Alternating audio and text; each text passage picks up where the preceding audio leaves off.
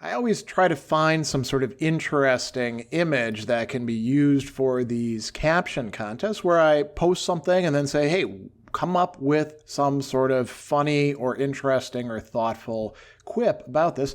And in this picture, you see the Sassy cat, long since gone, unfortunately, looking at Logicomix, obviously not reading it because she unfortunately was not literate and probably wouldn't have had the patience to read even a comic book anyway, but she loved books and would often get her nose in there. So let's see what people had to say about this. We begin with some puns, and I'll let you decide whether these are good or not. So we have first modus ponens, obviously playing off of the logical argumentation structure, modus ponens.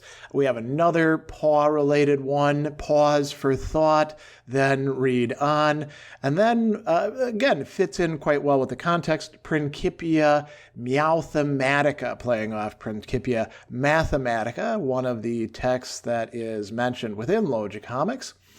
Then we have another set of, let's call them jokes about logic, and these are taking ideas about cats and putting them into some sort of logical structure.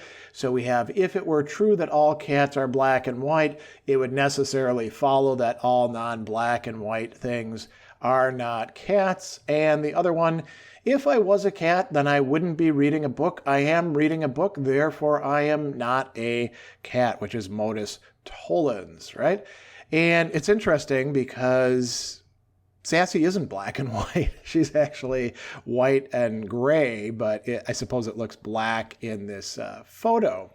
So moving on, we get a bunch of quips that are playing off of stereotypes of cats as thinking that they're superior to all other animals and not being all that sociable. So first one, this Pavlov sounds like an interesting but misguided fellow. I just walk near my food dish, hungry or not, and my servant jumps to feed me. Okay, so that's not too bad. Here's another one. Nothing about world domination here. Again, playing off of the notion that cats think that they are superior to all other creatures and are either secretly aiming at world domination and actually planning it, or desire it but are too lazy to bring it about. Then we get a few more about owners. Prep to debate with owner on how it is better for convenience to buy more boxes and treats. As we know, cats will stuff themselves into boxes, including even big cats like lions and tigers. It's quite comical to see that. And of course, cats do love treats. Then we get another one. For once, the fool bought some mildly interesting reading material, the fool being me, of course, Sassy's owner. I didn't actually buy the book, though. It was a gift from one of my friends who thought I would enjoy it. And indeed I did, and I've since passed it on to one of my kids.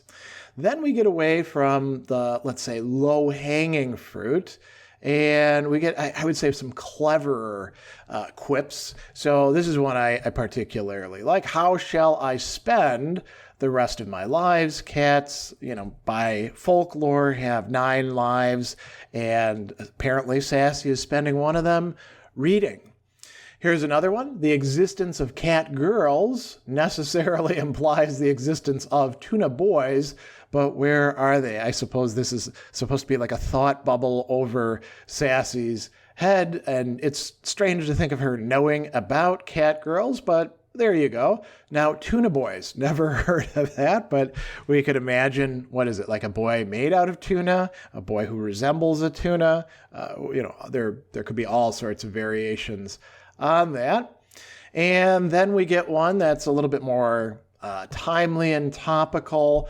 No, Sassy, I said I was featured in Existential Comics, different series. So not Logicomix, but Existential Comics, where very recently the artist commemorated my finishing the half-hour Hegel series after 9.5 years by putting me into the comic strip as a character.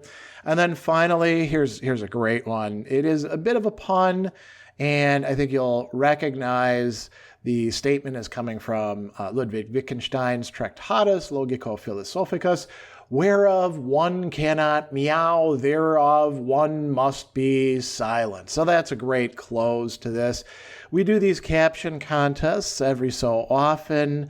So if you're interested in getting in on it, you probably want to turn your notification tab on and check my community tab in my YouTube channel. I also post these in social media. So if you're following me on Twitter, Facebook, LinkedIn, or Mastodon, you'll probably see them as well if you're paying attention. So until next time, that is it for this one.